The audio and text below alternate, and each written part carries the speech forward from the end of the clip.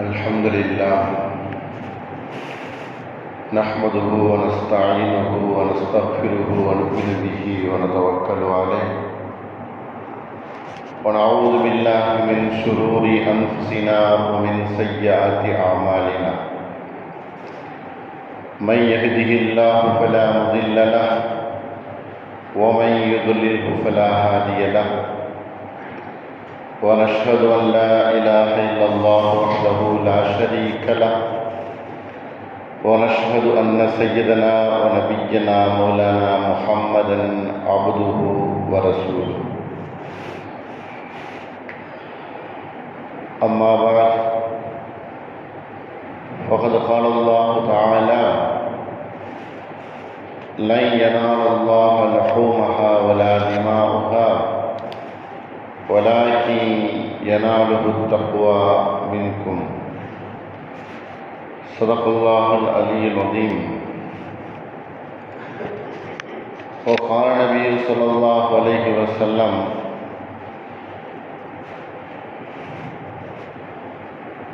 وقالوا أصحاب النبي صلى الله عليه وسلم ما هي الأضاحي يا رسول الله قال رسول الله صلى الله عليه وسلم سنة أبيكم إبراهيم عليه السلام قالوا ما لنا منها يا رسول الله قال بكل شعرة حسنة أو كما قال عليه الصلاة والسلام. புகழ் அனைத்தும் அல்லாஹ் ஒருவனுக்கு, சாந்தியும் சமாதானமும் நபிகள் நாயகம் ஸல்லல்லாஹு அலைஹி வஸல்லம் அவர்கள் மீதும், அவர்களை பின்பற்றிய உத்தம சத்திய சஹாபாக்கள், தாபிஈன்கள், தபா தாபீன்கள், குறிப்பாக நம் எல்லோரின் மீதும் அல்லாஹ்வின் சாந்தியும் சமாதானமும் என்றென்றும் நின்று நிலவட்டுமாக. அன்பான அல்லாஹ்வின் நல்லடியார்களே, வரக்கூடிய துல்ஹஜ் மாதத்திலே ஹாஜிகள் ஹஜ்ஜை நிறைவேற்றி கொண்டிருப்பார்கள். நாம் இங்கு நமக்கு கடமையான குர்பானியையும் ஹஜ்ஜு பெருநாள் தொழுகையையும் நாம் நிறைவேற்றிக் கொள்வோம். அல்லாஹ் வரக்கூடிய ஹஜ்ஜினுடைய அந்த பாக்கியங்களை அல்லாஹ் நமக்கும் தந்தல் புரிவானாக. ஹஜ்ஜினுடைய மாதத்திலே செய்யக்கூடிய கடமைகளை அல்லாஹ் கபூல் செய்வானாக. எல்லா காரியங்களையும் நிரப்பமாக செய்து அல்லாஹ்விடத்திலே பெரும் நற்கூலியை பெற்றுக்கொள்ளக்கூடிய நல்லடியார்களாக அல்லாஹ் நம் எல்லோரையும் ஆக்கி அருள்வானாக. அன்பானவர்களே, இன்றைய இந்த ஜும்மாவிலே நாம் தங்கிவிட்ட அல்லாஹ் நமக்கு வருங்காலங்களிலே ஹஜ்ஜினுடைய பாக்கியங்களை கொடுப்பதற்காக இருப்பதனால நாம் ஹஜ்ஜினுடைய அந்த நாளையிலே நம்முடைய வீட்டில் இருந்து கொண்டு குர்பானி கொடுப்பது நமது கடமையாக ஆகிறது.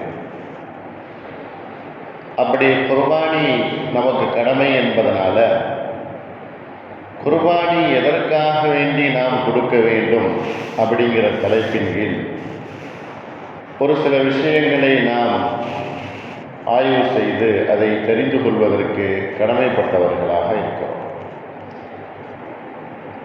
குர்பானி எங்கிருந்து ஆரம்பமானது, அது எங்கு அல்லாஹ் கட்டளையிட்டான், எப்போது அது உருவானது என்று பார்க்கும் பொழுது, மனிதன் எப்போ தோன்றினானோ அப்போவே குர்பானி என்பது ஆரம்பமாகிவிட்டது. மனிதனுடைய படைப்பு எப்போவோ அப்போவே குர்பானி என்பதும் அல்லாஹ் கடமையாக ஆக்கிவிட்டான். அல்லாஹ் குர்ஆன்ல சொல்லுவான், வத்லு அலைஹிம் நப ஆதம் பில் ஹக் சூரத்து மாயிதாவில் 27வது வசனத்தில் அல்லாஹ் சொல்லுவான், நீங்கள் ஆதம் அலைஹிஸ்ஸலாம் அவர்களுடைய மக்கள் செய்த அந்த குர்பானியை நீங்கள் எடுத்து சொல்லுங்கள்.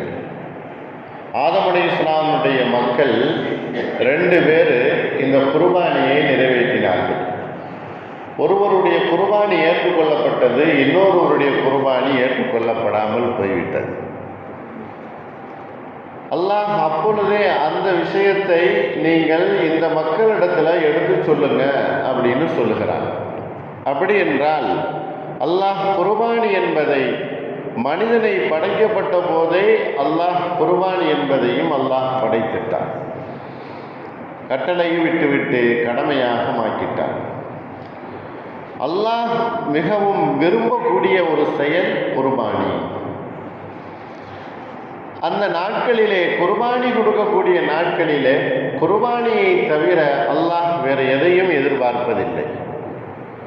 எத்தனை நாட்கள் குர்பானி கொடுப்பதற்காக வேண்டி இருக்கிறதோ அத்துணை நாட்களிலேயும் குர்பானி கொடுப்பதைத்தான் அல்லாஹ் எதிர்பார்க்கிறார், வேறொன்றையும் எதிர்பார்க்கவில்லை. அல்லாஹ்வுக்கு மிகவும் விருப்பமான அந்த நாட்களில் உள்ள செயல் அப்படின்னு சொன்னால் குர்பானி கொடுப்பது தான்.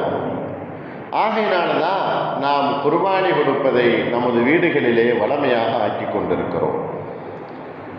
அல்லாஹ்வுக்கு மிகவும் விருப்பமான செயல் என்பதனால வருடாதோறும் நமது வீடுகளிலே குர்பானி கொடுப்பதை கடமையாக ஆக்கியிருக்கிறோம்.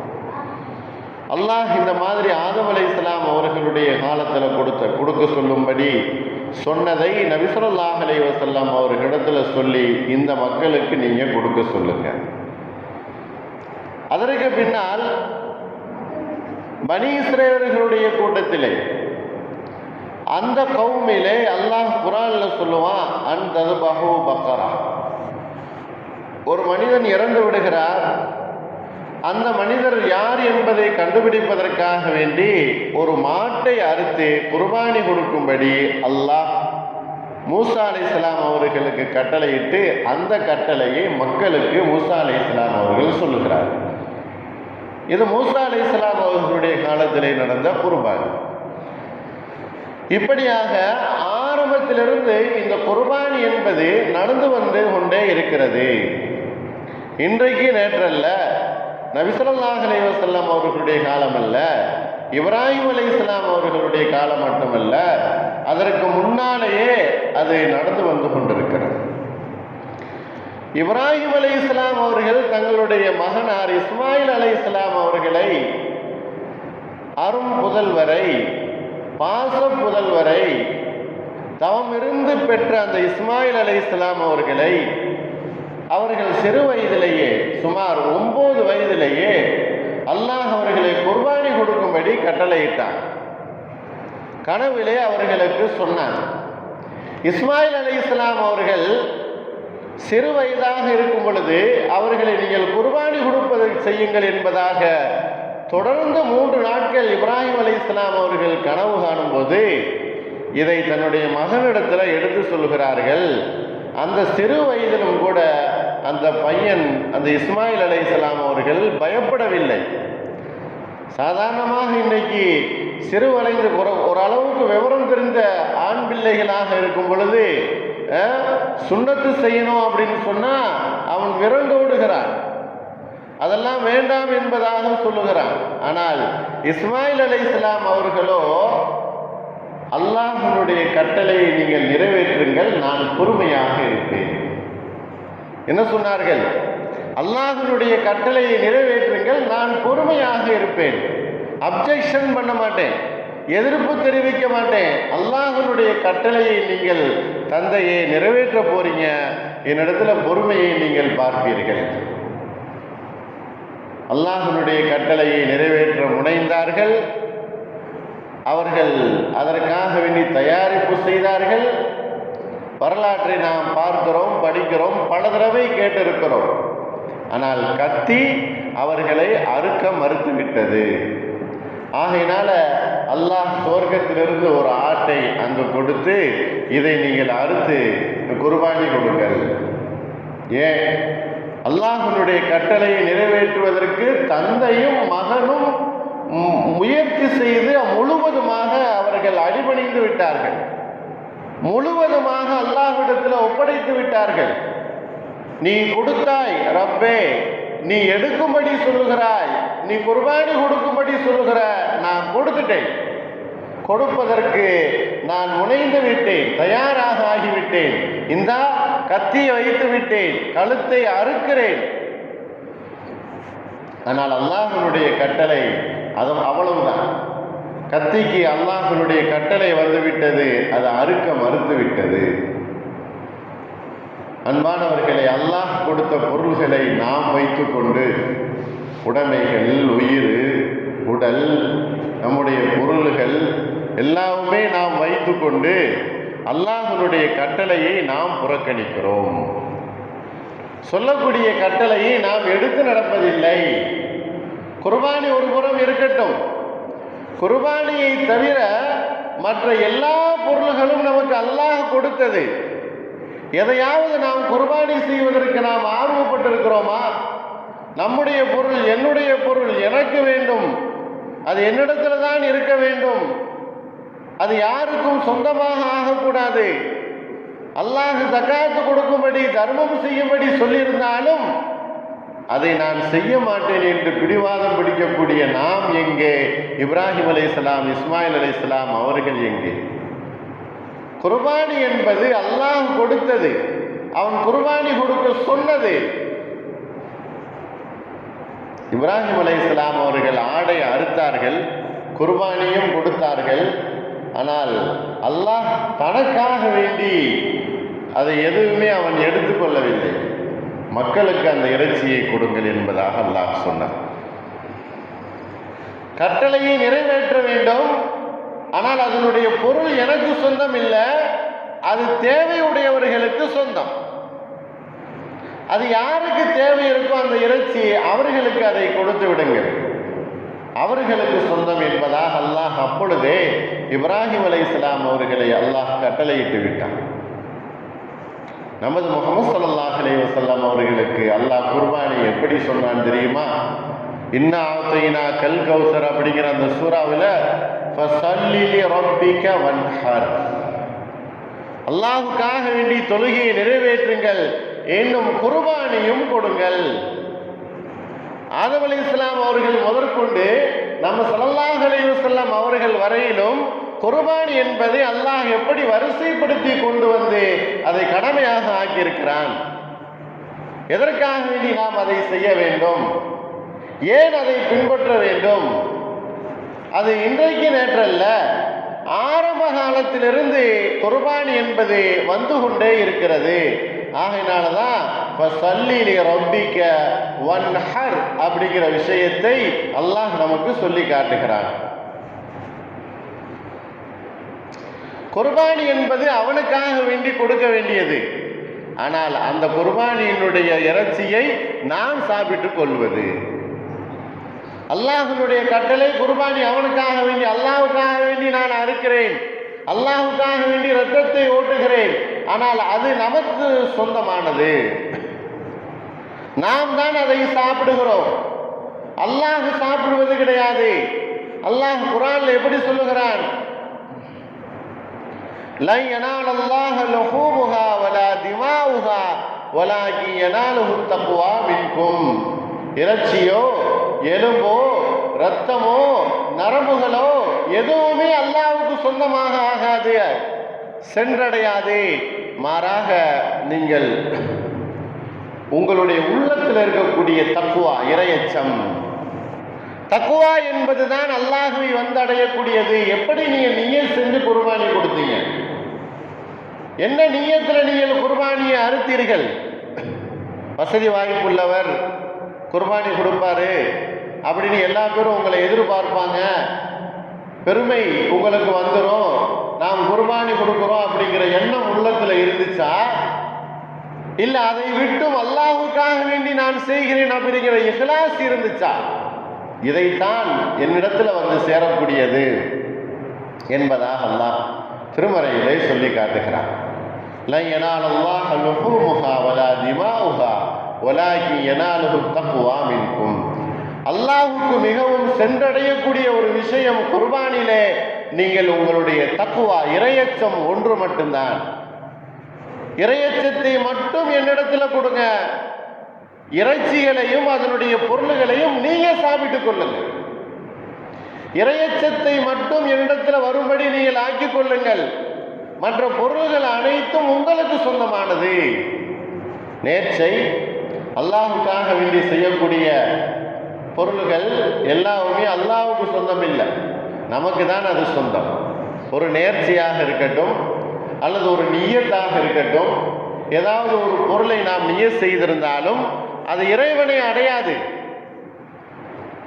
சகோதர சமயத்தவர்கள் சொல்வதை போன்று நாம் படைக்கிறோம், அந்த சிலைக்கு அந்த சாமிகளுக்கு படைக்கிறோம், அவைகள் சாப்பிடுகின்றன. இஸ்லாத்தில் அது கிடையாது. மார்க்கம் அதை சொல்லவில்லை. நீங்கள் இறைவனுக்காக வேண்டி என்கிற உள்ளத்தை தூய்மைப்படுத்திக் கொள்ளுங்கள். மனிதர்களுக்காக வேண்டி இல்லை, பேருக்கு புகழுக்காக வேண்டி இல்லை, அல்லாஹுக்காக வேண்டி செய்கிறேன் என்பதை உள்ளத்துல நியத்தை நீங்கள் ஸ்ட்ராங்காக உறுதியாக ஆக்கிக் கொள்ளுங்கள்.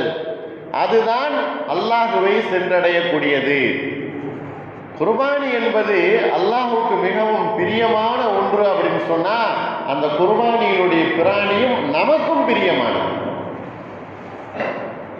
இப்ராஹிம் அலைஹிஸ்ஸலாம் அவர்கள் இஸ்மாயில் அலைஹிஸ்ஸலாம் அவர்களை குர்பானி கொடுக்க சொன்னார்கள் என்று சொன்னால் எவ்வளவு அவர்களுடைய பிரியம் அந்த இஸ்மாயில் அலைஹிஸ்ஸலாம் அவர்கள் மீது இருந்திருக்கும். தவம் இருந்து பெற்ற அந்த குழந்தையை வளர்க்கும் போது எவ்வளவு அவர்களுக்கு ஆசையாக இருந்திருக்கும். சாதாரணமாக இன்னைக்கு நம்முடைய குழந்தைகளை யாராவது அடித்துட்டார்களோ திட்டிவிட்டார்கள் என்று சொன்னா நமக்கு எவ்வளவு கோபம் வருகிறது நம்முடைய குழந்தை. ஆனால் இப்ராஹிம் அலைஹிஸ்ஸலாம் அவர்கள் அவ்வளவு அன்போடு வளர்த்தவர்களை குர்பானி கொடுக்கும்படி அல்லாஹ்வுடைய கட்டளை அப்படின்னு சொன்னா சாதாரணமாக நிறைவேற்ற முடியுமா? எவ்வளவு ஒரு கஷ்டத்தோடு சிரமத்தோடு அந்த கடமையை நிறைவேற்ற அவர்கள் நினைத்தார்கள். அப்படிப்பட்ட அந்த குர்பானியைத்தான் அல்லாஹ் நமக்கு கடமையாக ஆக்கியிருக்கிறார். ஒரு பிராணியை அன்போடு பிரியத்தோடு பாசத்தோடு அந்த பிராணியை நாம் வளர்க்க வேண்டும், பராமரிக்க வேண்டும், அதை நம்மளுடனேயே வைத்திருக்க வேண்டும். இஸ்மாயில் அலைஹிஸ்ஸலாம் அவர்கள் எப்படி அவர்களுடனே வைத்திருந்து அவர்களை குர்பானி கொடுக்கும்படி சொன்னானோ அப்படியே நாம் வைத்திருக்க வேண்டும்.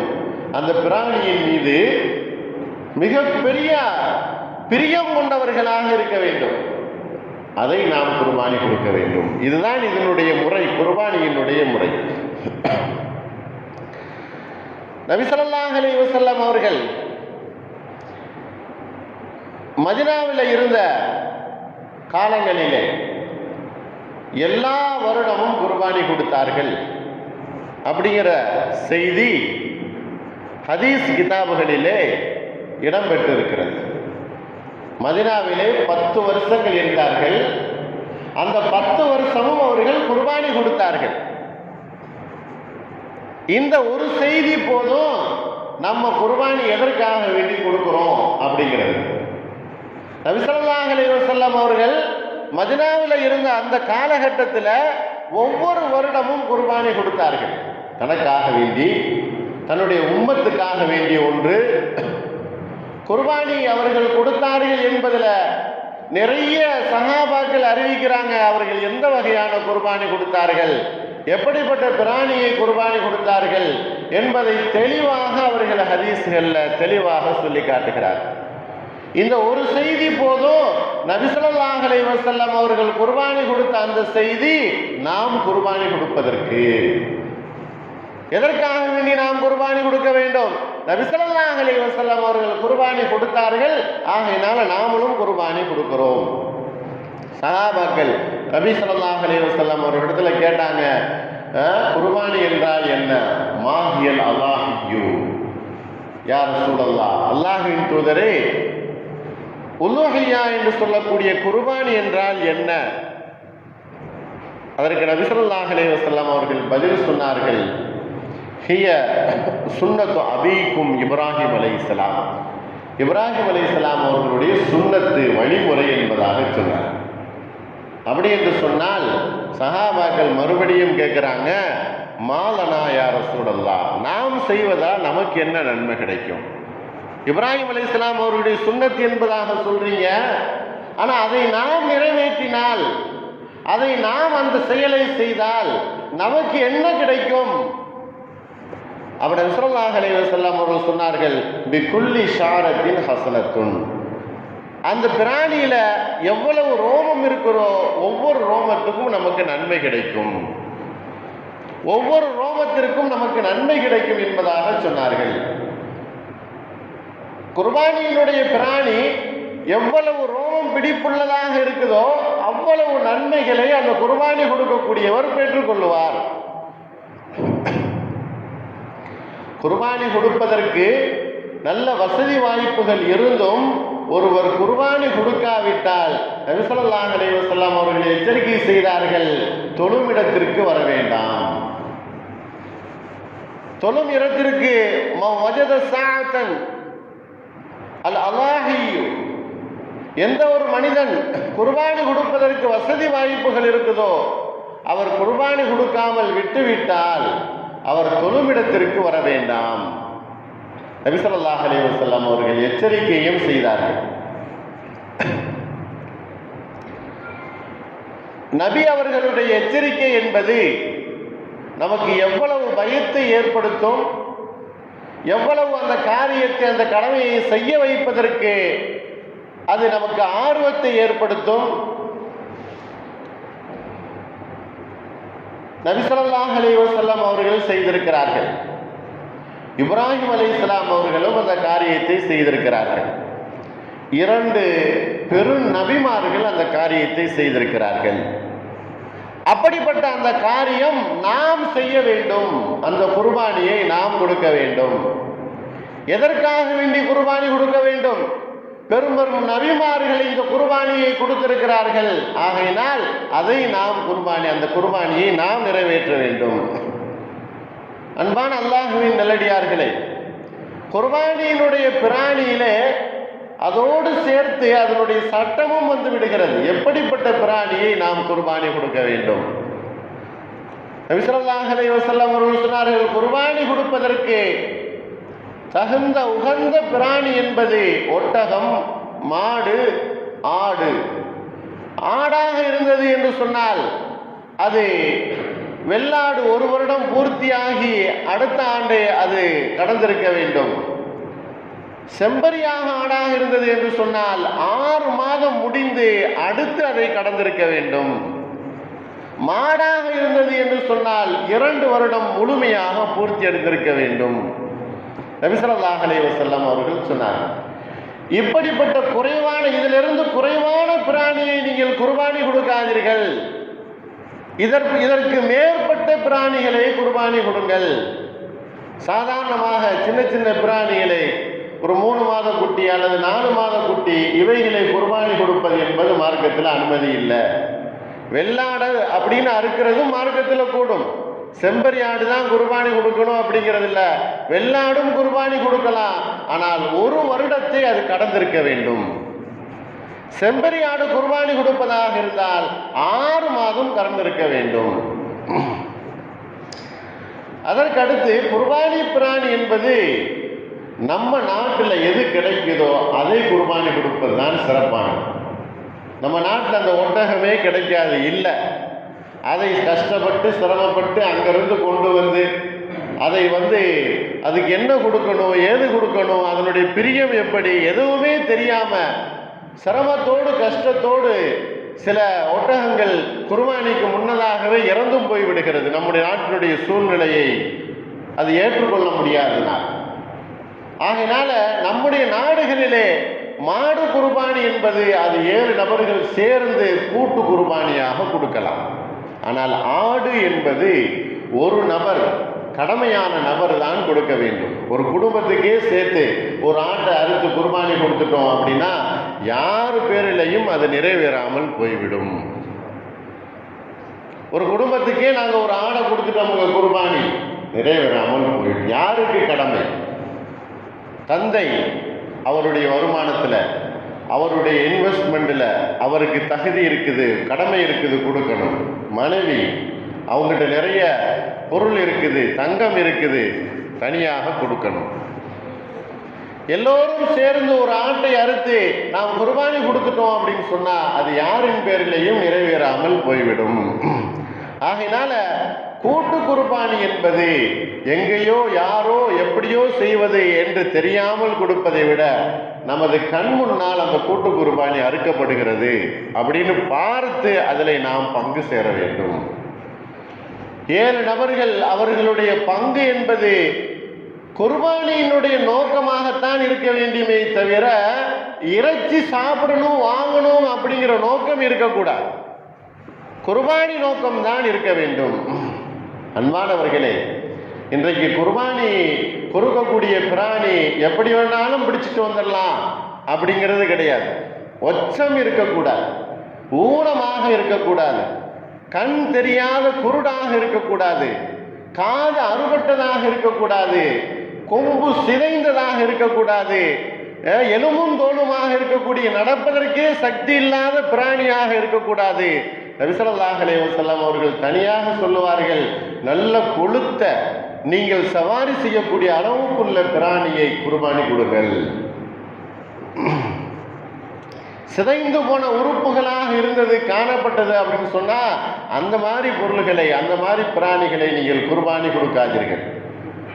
குர்பானி கொடுப்பதற்கு என்ன தகுதி, யார் குர்பானி கொடுக்கணும், எவ்வளவு வசதி வாய்ப்புகள் வேண்டும், ஜகாத்து கொடுப்பதற்கு 1 வருஷம் அந்த பொருள் நம்மிடத்தில் இருக்க வேண்டும். ஆனால் குர்பானி கொடுப்பதற்கு 1 வருஷம் அந்த பொருள் நம்மிடத்தில் இருக்க வேண்டியதில்லை.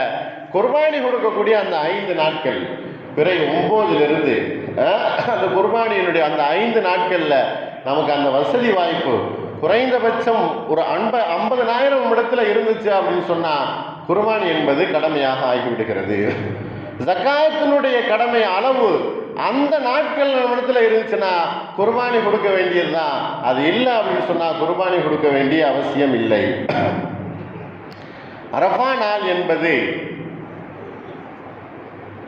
யௌமுன் நஹர் என்று சொல்லக்கூடிய துல்ஹஜ் பிறை 10க்கு முதல் நாள், 9வது பிறை, அதுதான் அரஃபாவுடைய நாள். அந்த நாளிலே நோன்பு வைப்பதை நபி ஸல்லல்லாஹு அலைஹி வஸல்லம் அவர்கள் சுன்னத்தாக ஆக்கியிருக்கிறாங்க. என்ன சொன்னாங்க?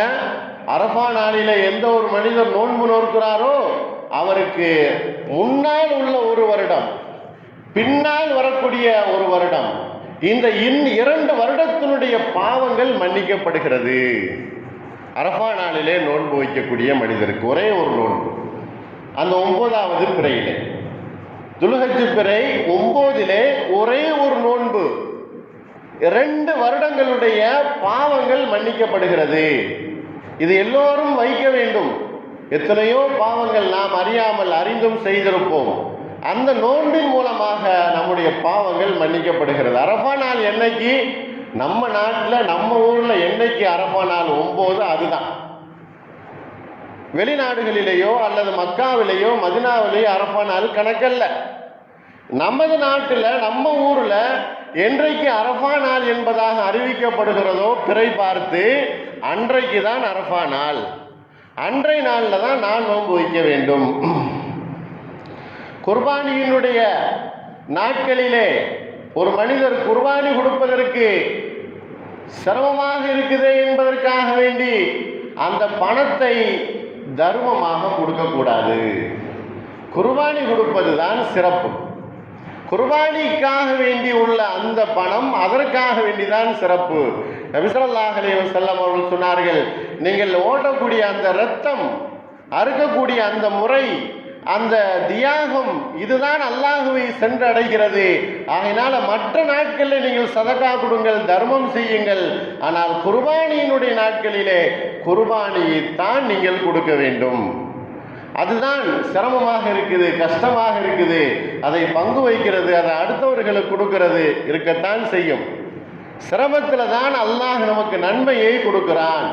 ஆகையினால் அதைத்தான் நாம் செய்ய வேண்டுமே தவிர ஏதோ ஒரு 10,000 ரூபா அல்லது 15,000 ரூபா நம்ம தர்மமாக தானமாக கொடுத்துருவோம், குர்பானி நிறைவேறிடுமா அப்படின்னா அது நிறைவேறாது. குர்பானியைத்தான் நாம் செய்ய வேண்டும். எந்தெந்த கடமையை அல்லாஹ் நமக்கு செய்யணும் என்பதாக கட்டளையிட்டு இருக்கிறானோ அந்த கடமையை நாம் நிறைவேற்ற வேண்டும். அதுதான் நாம் செய்யக்கூடிய அல்லாஹுக்கு மிகப்பெரிய கட்டளையை நிறைவேற்றியவர்களாக அந்த சாலிகானவர்களுடைய கூட்டத்தில் நாம் சேரணும் அப்படின்னு சொன்னால், பாவம் இல்லாத புனிதர்களுடைய கூட்டத்தில் நாம் சேரணும் அப்படின்னு சொன்னால், நாம் அவன் சொன்ன கடமையை நாம் செய்தாக வேண்டும். நபி ஸல்லல்லாஹு அலைஹி வஸல்லம் அவர்கள் காலம் பூராவும் 10 வருடங்கள் மதீனாவில் இருந்து குர்பானி கொடுத்தார்கள் என்று சொன்னால், அந்த குர்பானி அவர்கள் அல்லாஹுக்காக வேண்டி கொடுத்தார்கள். அதை நாம் அல்லாஹுக்காக வேண்டி செய்ய வேண்டும். எந்த ஒரு எண்ணமும் கலப்பற்ற நிலையிலே நம்முடைய நியத்துகள் இருக்க வேண்டும். அதுதான் நாம் செய்யக்கூடிய குர்பானியினுடைய நிலையாக இருக்குது. அந்த இறைச்சியை நாம் சாப்பிடலாம், ஏழைகளுக்கு கொடுக்கலாம், சொந்த பந்தங்களுக்கு கொடுக்கலாம். மற்றும் இந்த இறைச்சியை சில பேர்த்துக்கு, நிறைய பேர்த்துக்கு சந்தேகம் இருக்குது, குர்பானியினுடைய இறைச்சியை காஃபிர்களுக்கு, நம்முடைய நண்பர்களாக அல்லது வேலை பார்க்கக்கூடியவர்களாக இருக்கிறாங்க காஃபிர்கள் நண்பர்கள், நான் முஸ்லீம்கள், அவங்களுக்கு இந்த கறியை கொடுக்கலாமானா தாராளமாக கொடுக்கலாம். மார்க்கத்தில் அனுமதி இருக்குது. அவர்களுக்கும் ஒரு பகுதியை கொடுக்கலாம், நாம் ஒரு பகுதியை வைத்து கொள்ளலாம். அதே போல நம்முடைய சொந்த பந்தங்களை ஆதரித்து அந்த இறைச்சியை அவர்களுக்கு கொடுப்பது, தாராளமாக கொடுப்பதற்காக வேண்டி பெரிய பிராணியை வாங்கி நாம் குர்பானி கொடுக்கிறது, இது நபி ஸல்லல்லாஹு அலைஹி வஸல்லம் அவர்கள் செய்த ஒரு உன்னதமான ஒரு மிகப்பெரிய கடமையாகவும் இருக்குது. அல்லாஹுவும் அதை விரும்புகிறான்.